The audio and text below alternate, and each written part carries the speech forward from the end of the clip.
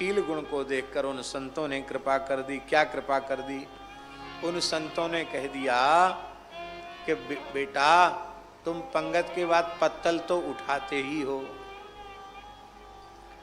तो पत्तल में जो कुछ प्रसाद के कण रह जाते हैं उसको अत्यंत श्रद्धा पूर्वक ले लिया करो, तुम्हारा परम कल्याण होगा। अनुमोदितो द्विजयी, उन ऋषियों से अनुमोदित होता हुआ मैं उनकी आज्ञा से उनका उच्छिष्ट प्रसाद शीत प्रसाद में लेने लग गया। उससे क्या हुआ?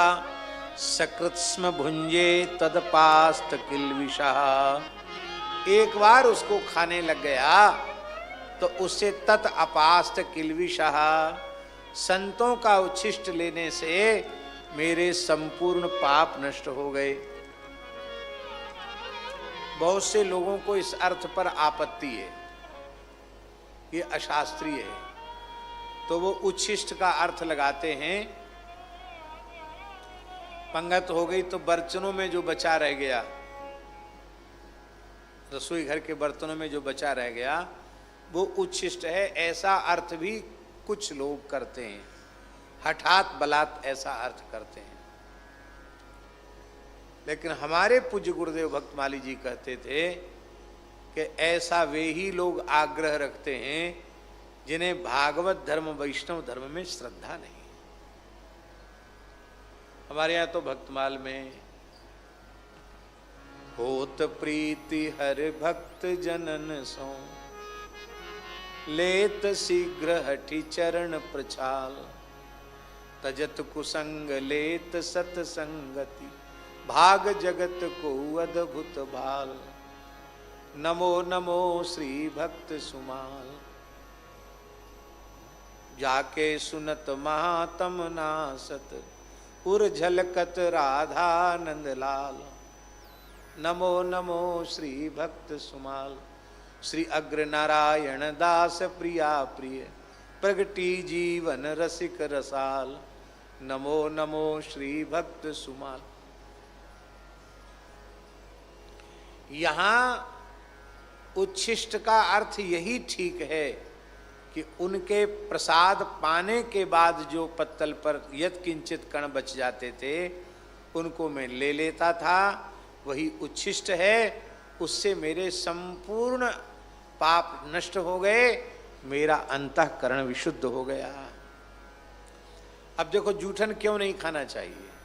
इसलिए जूठन नहीं खाना चाहिए कि जिसकी हम जूठन खा रहे हैं पता नहीं उसके जन्मांतरीय संस्कार कैसे हैं, और वर्तमान जीवन में उसका आचरण कैसा है पता नहीं, कैसी सोच है, कैसा चिंतन है, कैसा विचार है, अथवा शरीर में पता नहीं कौन सी बीमारी है,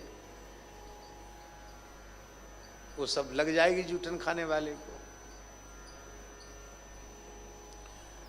बाबा जूठन खाने की बात तो बहुत दूरी की है, पापी मनुष्य के द्वारा स्पर्श किया हुआ पदार्थ खाने से बुद्धि बिगड़ जाती है, छूने से बुद्धि बिगड़ जाती है। आप क्या समझते इस बात? जिस किसी के आसन पर बैठने से, लेटने से, उसके वस्त्रों का व्यवहार करने से वृत्ति बिगड़ जाती है। इसलिए पुराने संत देशकाली टकसाली महात्मा आसन वासन की पवित्रता रखते हैं। उनको तो अहर्निश भजन करना है, हर समय साधु पवित्र है। महाराज जी कहते थे, हमारे पहाड़ी बाबा महाराज कहते, बच्चा ये पंडितों का अर्थ नहीं है, साधुओं का अर्थ है।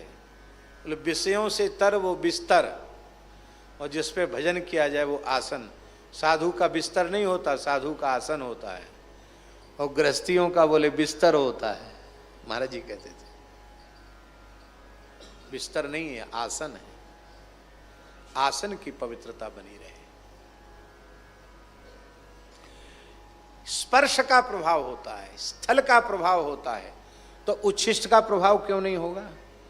तो कहीं किसी दूषित जीव के जूठन खाने से हमारे संस्कार विकृत न हो जाएं, हमारे शरीर में कोई आदि व्याधि बीमारी न लग जाए, इसके लिए नहीं खाना चाहिए। अब जो उच्च कोटि के भगवान के भक्त हैं, संत महापुरुष हैं, जिनका अंतःकरण पूरी तरह विशुद्ध हो चुका है, भगवत प्रेम में जो निरंतर डूबे रहते हैं, भरे रहते हैं, ऐसे संतों का जब हम उच्छिष्ट लेंगे तो उनके से लक्षण हमारे भीतर आ जाएंगे, हमारी भजन में रुचि हो जाएगी। वृंदावन की घटना है,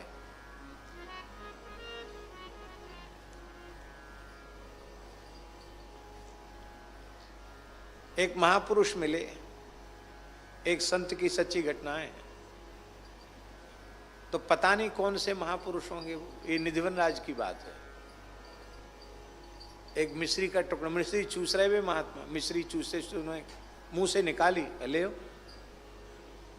तो जिसने खाई उसके सामने से तत्काल संसार तिरोहित हो गया, और जब तक मिश्री मुख में रही तब तक नित्य विहार का दर्शन होने लग गया। ये सच्ची घटना है वृंदावन की,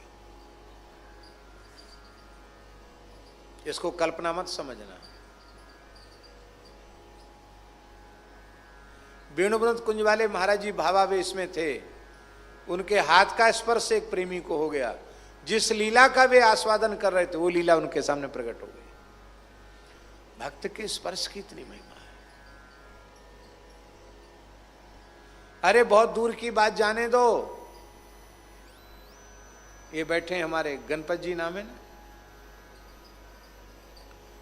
राजस्थान की धरती पर एक संत हुए, राजपुरोहित समाज में परम सिद्ध संत श्री खेताराम जी महाराज। आज उनके शिष्य हैं, वो भी बहुत वृद्ध हैं, तुलसाराम जी महाराज ब्रह्मपीठ के आचार्य, वो भी सिद्ध संत हैं।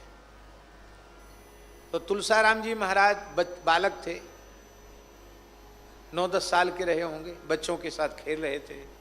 बाबा सत्य घटना है, एक सिद्ध महात्मा आए गए, दिगंबर, नंगे धड़ंगे, शरीर में धूल मिट्टी लग रही है। बच्चा भिक्षा कराओगे, भिक्षा कराओगे? तो वो और बच्चे तो सब डर गए उनसे, महात्मा से। ये छोटे बालक थे, श्रद्धा पूर्वक 5 को प्रणाम किया, हाँ बाबा कराएंगे भिक्षा, क्या खाएंगे? बोले छाछ राबड़ी, राजस्थान में वही होता है। वो अपने घर गए, बोले बाबा भूखा है, छाछ राबड़ी मांग रहा है। छाछ राबड़ी जानते हैं ना, ये रबड़ी नहीं, दूध वाली रबड़ी, राबड़ी अलग चीज होती है? दरिया एक प्रकार का बाजरे का। तो वो लेके छाछ राबड़ी लेके आए और उनके पात्र में डाल दिया। महात्मा ने छाछ में मिला के छाछ राबड़ी पी। उन अवधूत महात्मा ने, जो पूर्ण दिगंबर थे, और पिया, और पीने के बाद थोड़ी देर बाद वो जितना पिया हुआ था उसी बर्तन में उल्टी कर दिया, उगल दिया सब। और उगलने के बाद कहा, ले बच्चा पी जा। अरे हमारा जूठा खाने में भी कई लोगों को बहुत संकोच होता है, और कोई पी ले छाछ महेरी और फिर पूरी पलट दे और फिर पीने को खाने को कहे तो बड़ा कठिन है महाराज। लेकिन खेताराम जी की कैसी श्रद्धा रही होगी उस बाल्यकाल में भी, कि वो उसको श्रद्धा पूर्वक पी गए। पीते ही उनकी समाधि लग गई, पीते ही समाधि लग गई और वो सिद्ध हो गए। राज पुरोहित समाज भेड़ बकरी पालने लग गया था, अपने संस्कार भूल गया था।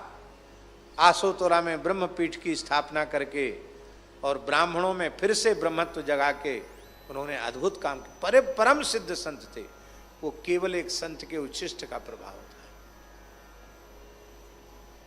दूसरी घटना हम सुनाते हैं।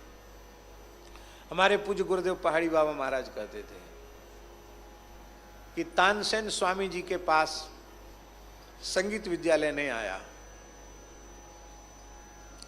स्वामी जी कोई संगीत विद्यालय थोड़ी चलाते थे, तो बिहारी जी को रिझाते, वहीं बैठ के कछु सुन ले, समझ ले, सीख ले। तो कहते स्वामी जी के चरणों में रहकर संगीत साधन करते हुए 12 वर्ष हो गया। किसको? तानसेन को। 12 साल में भी कोई उसको सिद्धि नहीं हुई।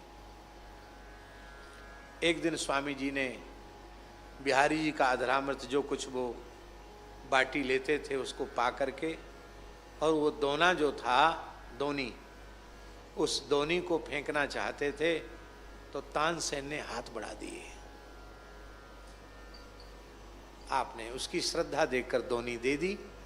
दोनी में क्या लगा होगा, एक आध कण कोई प्रसाद का लगा होगा, और श्रद्धा पूर्वक तानसेन उस दोनी को चबाकर खा गया। और उसकी श्रद्धा को देखकर स्वामी जी ने अपने बड़े बड़े नेत्रों से देखा और तनिक मुस्कुरा दिए। बस सारे राग रागनी तानसेन को सिद्ध हो गए।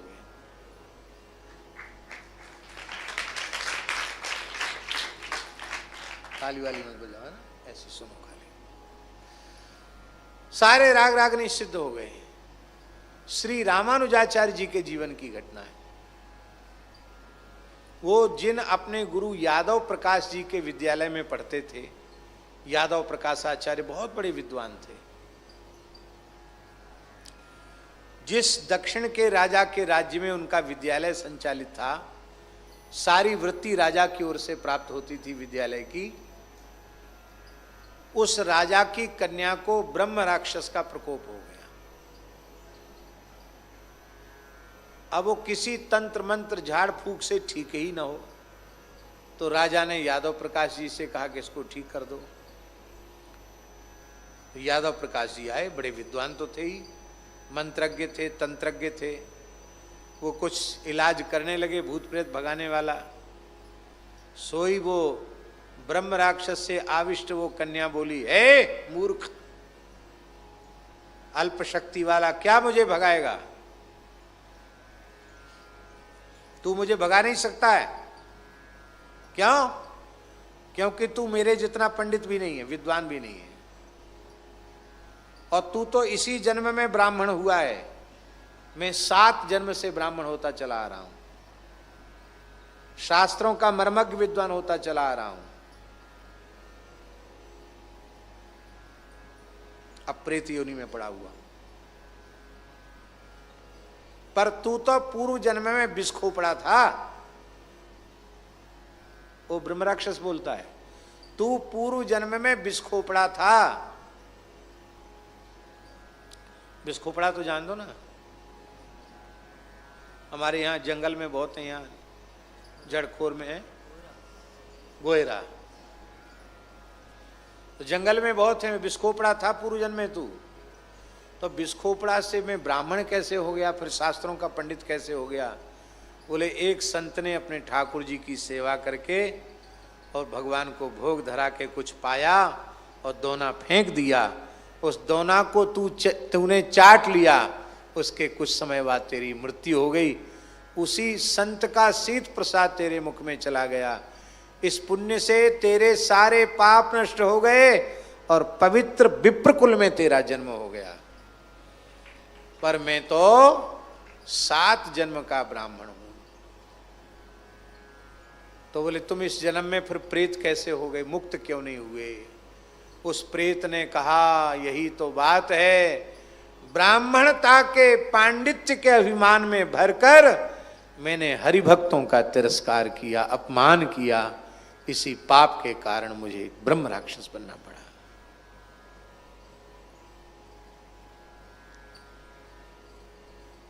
तो इसको क्यों पकड़ा, इसको छोड़ दो। बोले नहीं, मैं उद्धार के लिए आया हूं।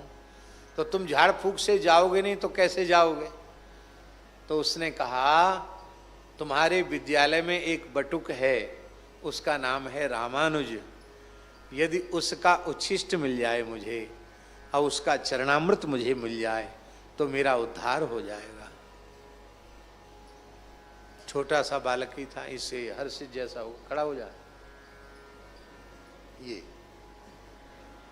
इतना ही रहा होगा। बैठ जाओ।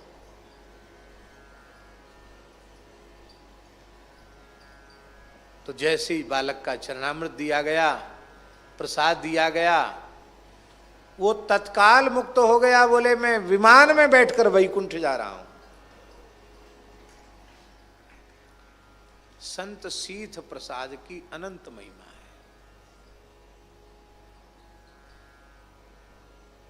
एक ब्रजवासी बालक हो वृंदावन को, वहाँ को नित्य नियम हो कि सुदामा कुटी में आनो और पूज्य गुरुदेव भक्तमाली जी की जूठन ले ली, नियम से। सवेरे से कुछ नहीं खाता, जब महाराज जी दोपहर में कुछ पाते तो उनके पत्तल का थाली का कुछ प्रसाद लेकर के तब घर, वहाँ भोजन कभी नहीं करता, भोजन घर में जाके करता, पर कथा सुनने आना और नित्य प्रसाद लेना। अब एक ही बालक, सुनार को बालक, अब ब्याह के योग्य भयो, बोला मैं तो विवाह नहीं करूंगा।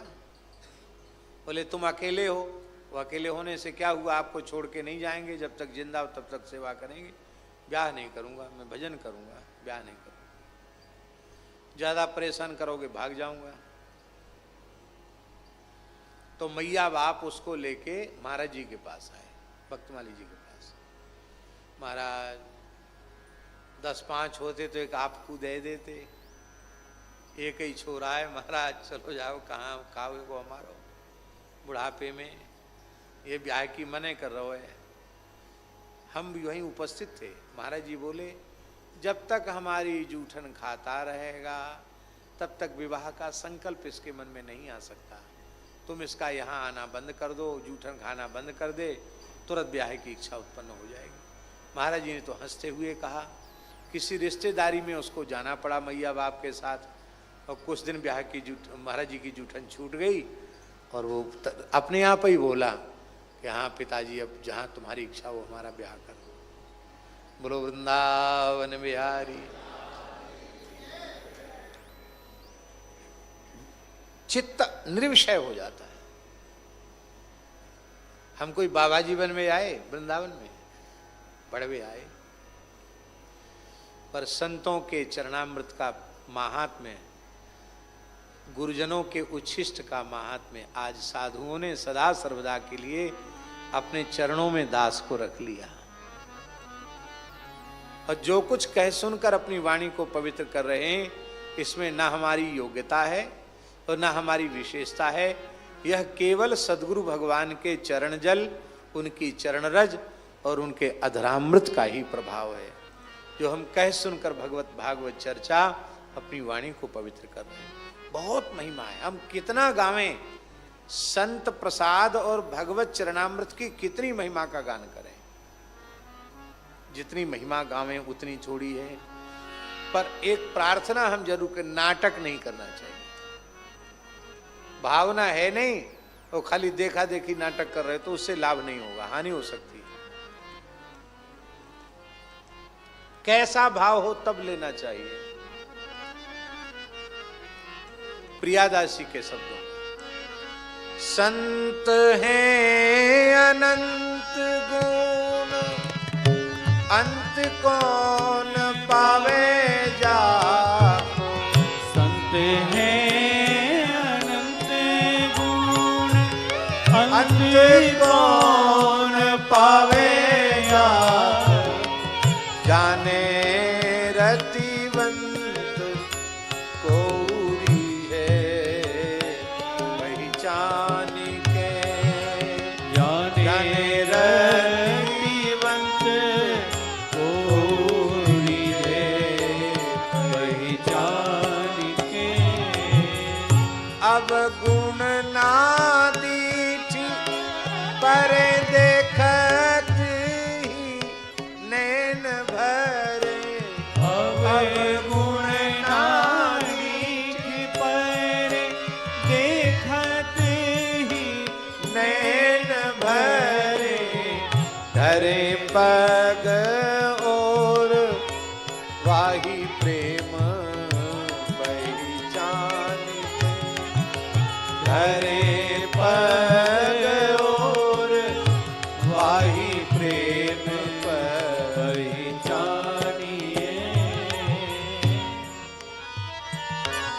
जो पे घटी क्रिया कछु देखियत इन माझ।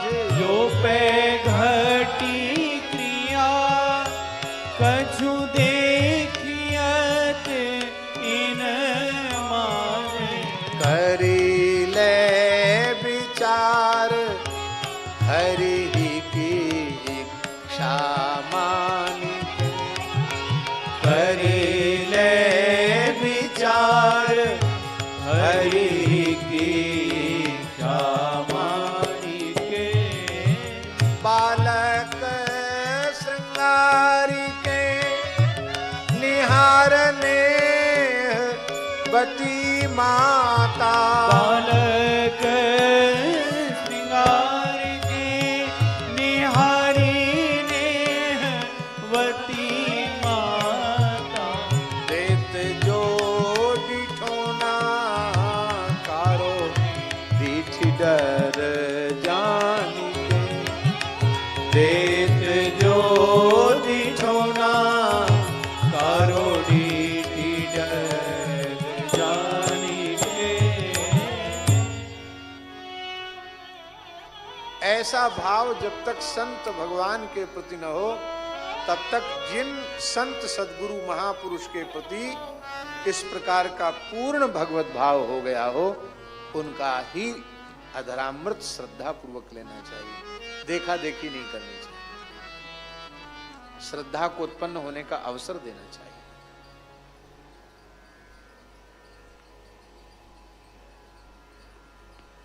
अच्छा एक बात बताओ, महाप्रभु जी से बड़ा कौन होगा?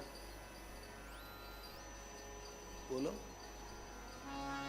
साक्षात नित्य गोलोक बिहारी मुरली मनोहर द्विभुज श्री कृष्ण राधा रानी के मादनाख्य महाभाव का आस्वादन करने के लिए पंडित श्री जगन्नाथ मिश्र के गृह में सची माता के गर्भ से प्रकट हुए।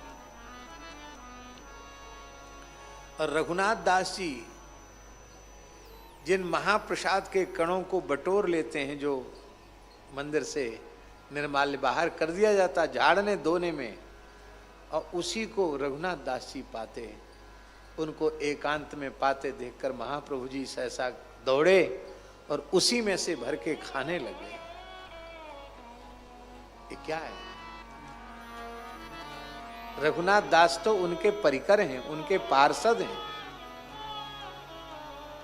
पर अरे रघुनाथ, इतनी अमूल्य दुर्लभ रसमयी वस्तु को तू चोरी चोरी अकेले खा रहा है, क्या इसमें से हमको प्रसाद नहीं देगा? और एक मुट्ठी भर के श्री चैतन्य महाप्रभु उसमें से पाने लगे।